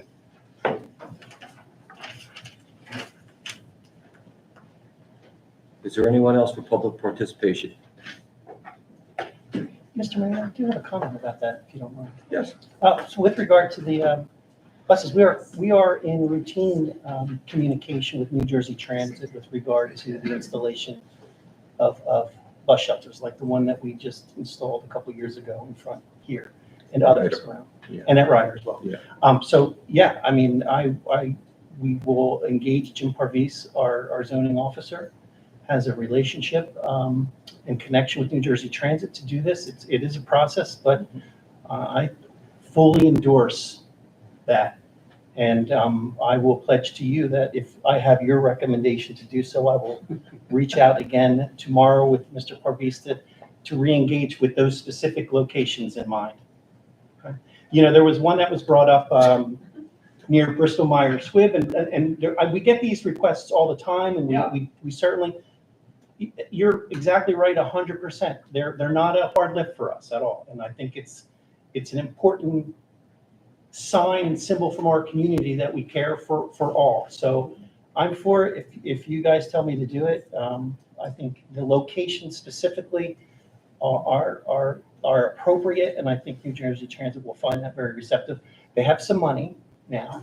You know, there's years when they're not flush with money, but I think they have some grant monies that they're looking for ideas, and I can certainly say that the community is asking for this to be done, and I'm happy to do it. Good for everybody? Good. What do you think, Council? I would make the recommendation, if I could, Mr. Manager, that if we have a letter with the 8 locations that citizens have provided, that maybe we just go ahead and make inquiries with NJ Transit about all 8 locations, or get studies done. So there was 3 locations, correct? Yes, We'll just provide Mr. Mayor, if I could interject. Yeah. This is coming up from the Diversity, Equity, and Inclusion Committee. Correct. And we were working on those locations, and once those were finalized, I was going to forward it on to the Okay. manager and council. So And then we let's have Jim take public Parvizi comment as look public into it. comment, and I'll keep you in the loop on the Yeah, location. and New Jersey Transit has all the data with regard to how many people are picked up at each location, so we'll be able to determine the needs. But thank you, Mr. Fetter, for that. If there was 3 locations, yeah. Okay. Farmers Market. And Homefront. Is there anyone else for public participation? Are you new to the town? I'm sorry. Oh, Mr. Larson. Yes. Please state your name and your address, please, for the record. Okay, my name is Paul Larson. I reside at 170 Darrow Lane. I'm the township's chair for the Trails Open Space and Stewardship Advisory Committee, and I'm also vice president of the Lawrence Historical Society. I just wanted to briefly update you regards to the Trails and Open Space Committee. Mike Powers has replaced Kathleen on our council, and we've had some very positive, constructive meetings since he's taken over. We've been collaborating with other township committees and community groups, and I just wanted to quickly cover a few things that of our priorities for this year and the coming years. Focusing on Aldo Leopold's Big Woods, that is a real treasure that we have here in the township. Those woods are actually older than when Aldo Leopold attended the Lawrenceville School. It's been brought to our attention, a map of all things, the U.S. Coastal Survey did a map of this area and Princeton that dates back to 1840. And even then it was a significant woods, and it was called 5 Mile Run Woods there. There's been a lot of interest regarding all of our numerous open space properties in the Colonial Heights area. And we've had some residents from the neighborhood come to our recent meetings. There are 3 railroad right-of-way properties that tie all of those together and stretch from New York Avenue all the way out to Whitehead Road. The previous manager, Rich Crossan, and myself sent a joint letter to the railroad trying to acquire those properties. We got no response from the railroad. But the nice thing is there's already a curb cut at Cherry Tree Lane, and it goes all the way out to Whitehead Road. And the county's planned a new safer crossing across Whitehead Road, which is really dangerous right now. And it's pretty close to where this right-of-way property would come out there on the sidewalk. So it would be good both to provide residents for better and safer access to the towpath. There are 2 parcels that are part of the recommended potential acquisitions in the open space and rec plan. And those 2 are fronting 206 between Dara Lane and the creek. There's actually more Transco Williams properties there, but these 2 would tie in with the existing battleground parcels that we have there set back between the creek and Skillman, and create more of a better park, since we've been celebrating the Colonel Hand Historic March since 1962, and it's also on the Washington Rochambeau National Historical Trail. One thing we've been talking about and we would recommend to do is that there is a 5.4 acre property called the Lavender Farm off of Zoar. The township to acquire that. Other groups have already supported that recommendation as well. The township also has 4 existing properties that would tie into that would create a 7 acre park down there in that area and give us some opportunities that we wouldn't get otherwise. And the last thing I will, because I'm sure my 5 minutes are already up, is bringing up the issue again about creating a park in the green space in front of the municipal center. The Larson Park. No. Historic Highway Park or something like that. It's on the National Historic Trail for the Washington Rochambeau.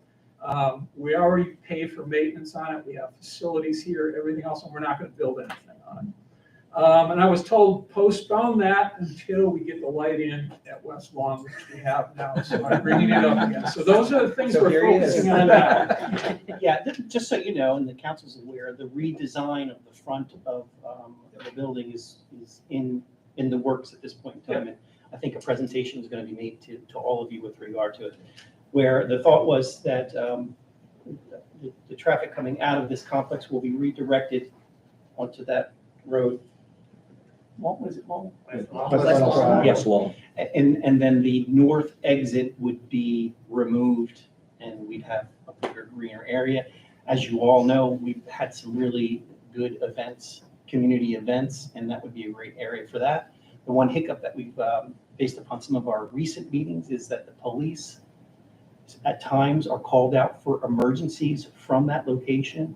and forcing them to go out and deal with a light presents an issue that we now have to kind of think about what we're going to be doing with that north exit. So that's the hold off point, because we could have two different things, completely different designs happening. So we're working through that now, and I'm going to keep council informed as we work through it further. That's it. Because we're looking for an alternative for the police to exit quickly out from the station. All right, thank you very much. Thank you, Mr. Larson. Nice seeing you. Is there anyone else for public participation, please? Seeing none or hearing none, we're going to close public participation. Review and revision of the agenda. And we're going to do you have it? No, I don't have any. No, there's none. This No. is just a fee change to a resolution that's already on after. Okay, thank you, Madam Clerk. Be careful going home. Thank you for coming. Adoption of minutes. Mayor, move 8A regular meeting of December 20th, 2022. Second?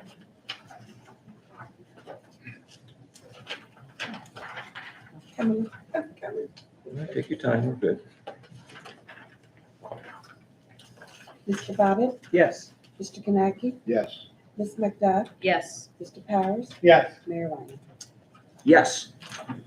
Mayor, move 8B special meeting December 23, 2022. Second? Mr. Bobbitt, Yes. Mr. Kanaki, Yes. Ms. McDuff, Yes. Mr. Powers, Yes. Mayor Ryan. Yes. I have a question before we award the bids for 9A. What was the total for the IXP last year? I know there's quite a bit of an increase. It's about 300,000, isn't it? It's like a 20% increase. It's like 300,000, I think it was, and there was no, Last year, Mayor, yes, last year was about 700 and something. 840,000. And they're looking for over $1 million this year. 1,032,000. And there was only IXP that went Only out. IXP. There, no one else bid. So So they're the only game in town, or? Mr. Mayor? Yeah. Before we go on with this conversation, can we have a motion to move it and then a second, and then we can have a conversation for Robert's Rules of Order? Yes, thank you. Mayor, I'll move 9A, authorizing and awarding the contract for 9/11 emergency dispatch services. Second? Now. Yes. Okay, so I can tell you that this post-pandemic world that we have to navigate through in municipal finances, we are seeing increases, significant increases in trash disposal costs, energy costs, all the things that households, residential households have to deal with. We are getting those same costs. This is a cost that they're passing it on to us because they provide the services. We don't have another option at this point in time. We've met with them to discuss this. We rebid it to try and get another service to engage in the process. It didn't help. And I can tell you that we are exploring other alternatives after the 2024 period. Mr. Go Mayor, ahead. may I ask a question? I just have a question for the manager. So my understanding is that the statutorily, if we put out 2 requests for proposals and received none or really no bids that were responsive, that we can then engage in negotiation for the services, including with the incumbent. So, I mean, I'd have to check the statute to just make sure my reading of it is correct, and maybe our municipal attorney can speak on it. But if that's possible, or are we considering engaging in negotiations? We absolutely have done that. Okay. Yeah. So this is the 300,000 increase is the result of negotiations? This is what they are indicating they need from us for these services. What are they adding extra for these services? Are they bringing the building? No. Are they bringing their own equipment? I mean, So what was their, and you'll have to forgive me because again, this No. is very, obviously new to council. What was their initial, like, were our negotiations successful in that they were asking for 1.5 and we talked them down? Or were they kind of like, here's our bid, here's our number, we're sticking know to the it certain- and we're yeah. sticking to it and no negotiations So, really? you know, I know you understand negotiations and they know their situation Mhm. and they know our situation. And the costs that they have to operate are being passed on to us through this contract. Just like the costs in trash collection is going to hit us really hard next contract as well. This is the world that we're navigating in. And if you're on the other side, and you know the side doesn't have anywhere else to go in the pending couple months, you get a sense that the negotiations are going to go one way. And that way this is the cost that we have to do this. So it's not much of a negotiation, to be honest with you. There's no way of sharing services with, Well, short term, no. I mean, we need to have this. yeah, You I know, know. this is a emergent public safety issue. But as I've indicated, we are exploring other alternatives and we're getting to a price point where we may have to bring this back in-house again.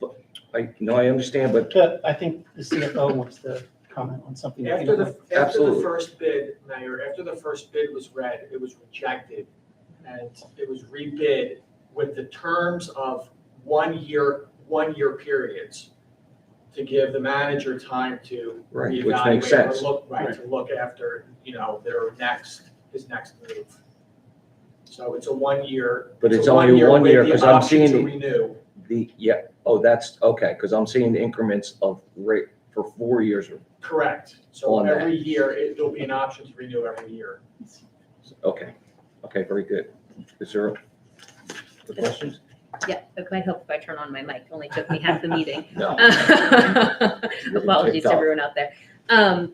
So that kind of touched on what my next question was going to be, which was I like that we have the options in here and we're only locking ourselves into a year. Did we discuss the possibility, just because this is an emergent service that we need, of doing a shorter term initial contract of like 6 months, let's say, or does, I don't know if the manager or how you feel, you think like a year is the time we need to go out and explore different avenues is like the minimum amount? So the rebidding that we did sent a clear message to IXP Mhm. that we're not going to sit back and take whatever you have to give us. Okay. But 6 months is not realistic. Okay.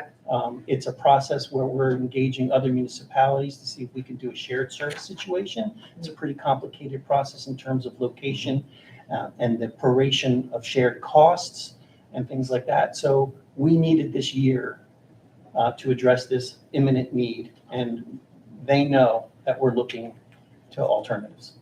Thank you. Well, we do have an alternative, put police on dispatch, and then we lose 5 police officers. Yeah, no, So, it's I just mean, you doing just the- heard from the police chief that we're down to 58. on that, So, all right. So, I think, appreciate it. It's money we need to do. Good. Yeah, I think we have a motion, right? Yep. You have a motion, you have a All right. second. Are we done? Yeah.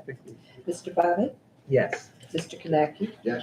Ms. McDuff, Yes. Mr. Powers, Yes, Mayor Rogers. Yes. Introduction of ordinance. Can I get a motion for 10A, please? yes, Mayor. Move 10A, ordinance number 2439-23, an ordinance amending the consolidated license permit and fee chapter of the Lawrence Township Administrative Code firearms carry permit. I'll second, Mr. Mayor. Yeah, this just adds this permit fee line. Mr. Bobbitt, Yes. Mayor, can I ask a question? Is the 150 uniform throughout like the municipalities? Okay. Thanks, Mayor. My vote is still yes. very good. Mr. Kanaki, Yes. Ms. McDuff, Yes. Mr. Powers, Yes, Mayor Ryan. Yes. Adoption of ordinance. Can I get a motion to move 11A, please? Mayor, I'll move ordinance number 2438-23, ordinance providing for sidewalk improvements in and by the Township of Lawrence and the County of Mercer, New Jersey, appropriating $10,012.50 thereof, therefore, and directing the special assessment of the cost thereof. Second.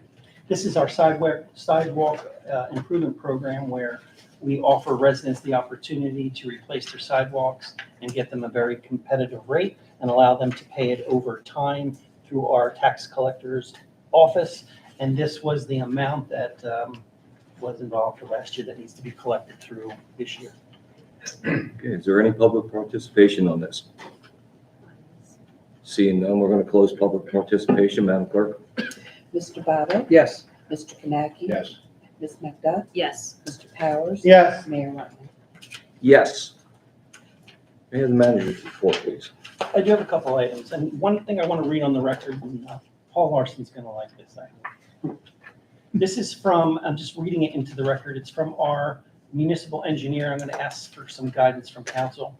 The Lawrence Hopewell Trail continues in North Lawrence from ETS property along Province Line Road across the pedestrian bridge at the Stony Brook. The trail alignment then utilizes Pretty Brook Road to connect to the Hopewell Trail segments. In 2018, the township received a $130,000 grant from the Delaware Valley Regional Planning Commission to design an off-road trail for the Pretty Brook Road segment. This segment was challenging as the road is only 20 feet wide and not conducive to walking or cycling, so it was determined that an off-road multimodal trail would be needed for proper safety. The trail, as designed under this grant, will be 10 feet wide, comprised of porous pavement and a pedestrian bridge over the tributary to the Stony Brook. Upon completion of the final plans, we submitted a grant application for the construction under the Department of Transportation Bikeway Program and received the total estimated cost of $802,000. So during the design phase, residents along both sides of Pretty Brook Road were initially notified of the project. Additional public outreach is necessary prior to construction to ensure we address comments wherever possible. The LHT organization has volunteered to assist with the outreach efforts. So what I'm indicating to you all is that we have received grant money, soup to nuts, in order to provide a really important, one of the final connections of the LHT in that particular area. There are only several residents that are going to be directly involved. And so we want to make sure that they are informed and they understand what's happening now. But if you wanted to schedule some type of more formal discussion, and I can ask Jim Parvis to come with LHT to have an open process, I mean, I think that would be appropriate, just so we kind of air this all out.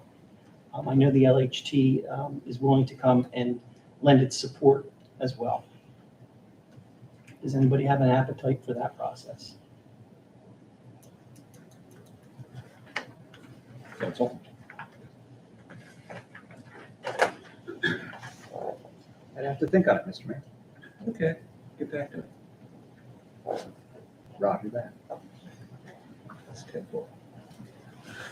You gotta say over. Is it? Okay. Just no feedback right now? No? Okay. We'll get back to you. All right, that's all I have. Thanks. Is there anything on the manager's report on the property down in Colonial Heights that I sent out an email to you? The Trenton block, the No, it's boundary? not the Trenton block. It is, we're not talking about Trenton block. We're talking about the property that we own back off of Cherry Tree Lane. Okay, so the fencing of that property. Correct. Yeah. I've indicated to you all by email that a resident filed a complaint with the New Jersey DEP that has triggered an investigation. The DEP has been in communications with our municipal engineer and he was instructed to hold off on any fencing efforts until they completed their investigation. And once they completed it, they would inform us what, if anything, that we can do to fence in, to assert our boundaries that are shared. So, okay, I understand. So we're going to hold off until the email till March or April till the investigation is done, because in email with the roping. So what I recommended, and I asked Jim Parvis to do, is explore the issue as to whether or not roping off of our boundary would assist us in better enforcing encroachment from the entity, I guess, that we're not naming at this point in time. Well, that's because only not to say. So when we send people out or we receive calls We know we've asserted our boundary where it is, and if they encroach on it, we're going to be able to enforce it. And they are on notice of where it is. There's no vagueness to it. See, my only concern with that is while there's an investigation going on, there's no way of putting a rope from point A to point B without putting 6x6s in there and hooking them up. There's absolutely no way. So as long as there's an investigation, I think we wait 2 months, personally, not to disturb that land until DEP looks into that. Mr. Parvis is going to be engaging the New Jersey DEP officer that's involved to see if there was a way that they would approve us to manage this boundary. Yeah. That's all I was asking, because you don't want to disturb anything. If it is wetlands and you go in and you put the rope up with 6x6s on that, you want to hold off. I understand. I don't think 6x6s are I don't think that we need to do it that way. We could do much less intrusive. Yeah. You know. But it would be. But yeah, I understand the concern, and we're certainly not going to. Yeah, if we're just holding off 2 months, and if we put pilings in or 4x4s, and we're on wetlands, we're going to get fined. Yeah, it's never going to happen. We're not going to do that. So we'll hold off. Let's The DEP. DEP is involved. They've been engaged, and they will instruct us as to whether or not they feel it's appropriate that we can assert our boundary that way. Thank you. That's all I was asking. I appreciate it. On that, attorney's report. Nothing to report except Happy New Year. It was nice seeing you, Mr. Nice Butler. seeing you. I made it. I think this is the earliest I've made it to a meeting in a year. It's good seeing you. I'm telling you. And welcome to Councilwoman. Family's doing well and all? Yeah, family's doing great. Good. Good seeing you. Madam Clerk, do we have a clerk's report? Nothing. Nothing? Okay, well, that's a good thing, I guess. Unfinished business. Done. We're going to move on to new business. Mayor, you have my email, and we heard I from did. Mr. Larson about trails and open space, and we've been talking about. Thank you, Mike, for doing that. No problem. We've been talking to the Colonial Heights folks at multiple meetings in terms of the township-owned lots. And the surrounding property owners were actually at the Trails and Open Space. I know Nancy's here tonight. They have no desire to purchase and, expand their backyard and buy the lots, which we've done with other adjoining property owners in the past, when we've had paper streets vacated and stuff like that. So it would be my recommendation that we permanently move those township-owned lots into the township open space program. We have Hamnet Park down there. We have Nash Park there. That are both preserved open spaces. There's wetlands there. There's no intent by this current council to do anything with those lots.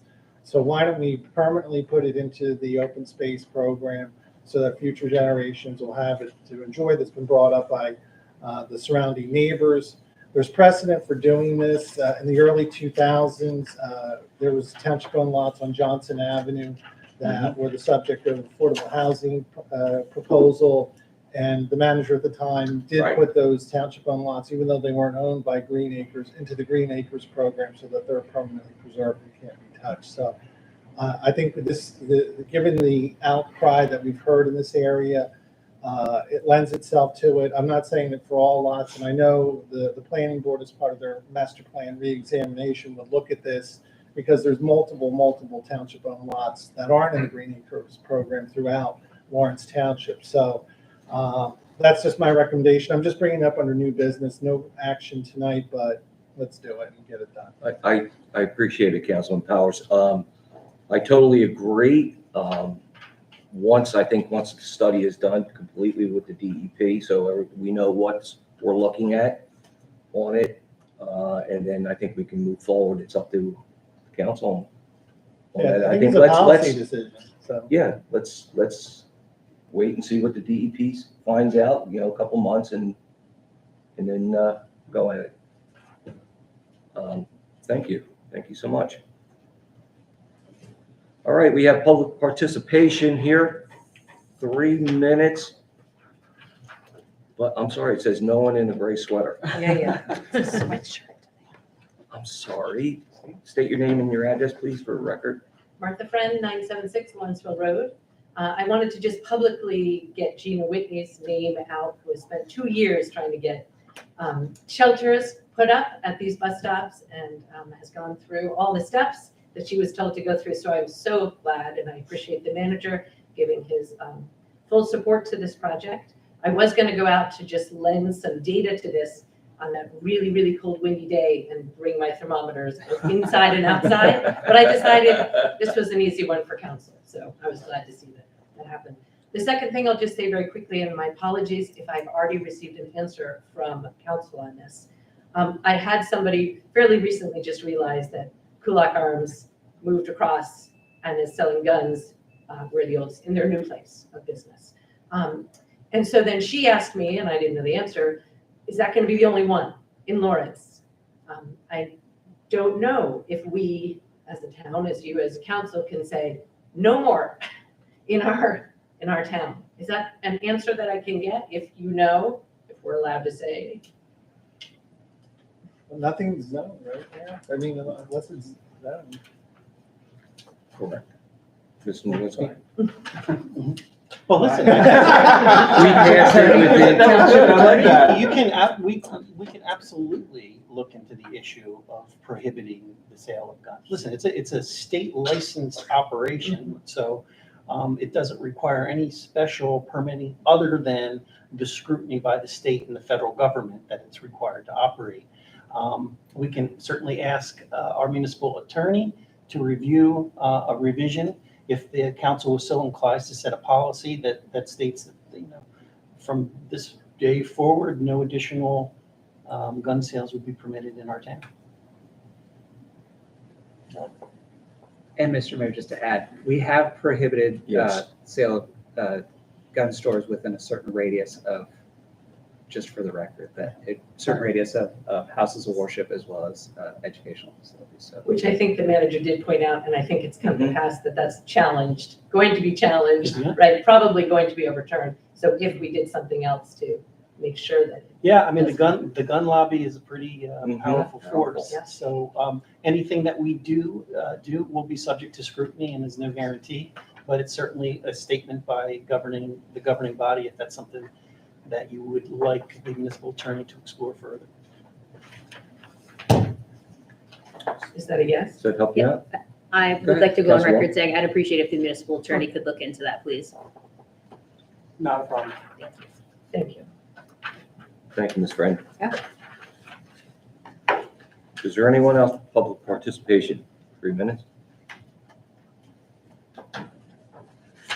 I'm back again. This will be really State your quick. name again and your address. Thank you for the record. Paul Larson, again, 170 Darrell Lane. I just wanted to publicly thank the township and everyone I interacted with in helping the Lawrence Historical Society pull off Hogmanay on New Year's Eve.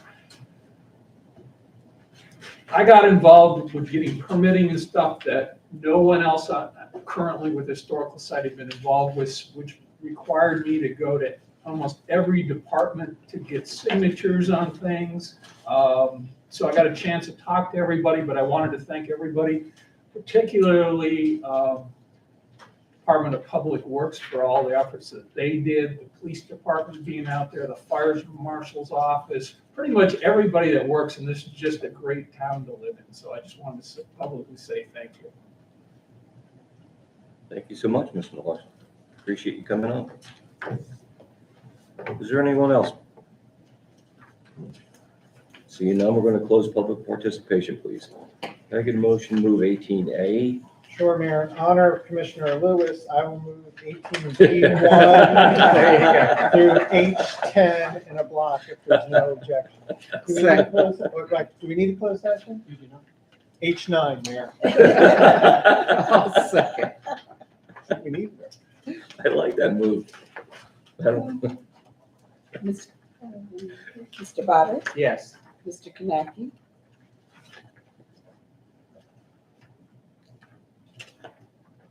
Just with the understanding that H9 is the appointments for, it's with the appointments without any appointment to the zoning board. okay, yes. Yes, Yeah, we pulled that, Jim. that's cool. That was never. We're going to have an interview. Yeah. Good way to do it. Okay. Ms. Macbeth, Yes. Mr. Powers, Yes. Mayor Ryan. Yes, Madam Clerk. Thank you. Council initiatives and liaison. The only thing that I have right now is Love in the Air on the 10th. Down at the lake, Colonial Lake, we're gonna have the candlelight. It is a great event. I know Nancy, Greg Whitehead, they put a set of things up. I spoke with Nancy the other day walking through the halls, and she's having food trucks, music, a dog truck, so you can bring your dog. And it's at the end of lake at the cul-de-sac, so you can walk through the candlelit. It's pretty cool, man. It's really a good time. And I think we're gonna have some good weather then on it. So that's all I have. It's the 6 to 8 o'clock at Colonial Lake. Anybody else? Mr. Mayor, sorry.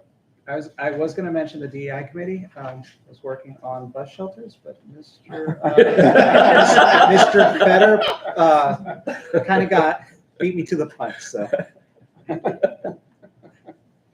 And Mayor, just trails and open space, you guys all got the vision of Colonial Lake from the Friends of Colonial Lake. They did a presentation at Trails and Open Space. Okay. Yep. Good. Thanks, Mayor. Thank you. Anyone else? All right, we're good on that. No written communications, no executive session. Can I get a motion to adjourn? So move. Second. Wonderful.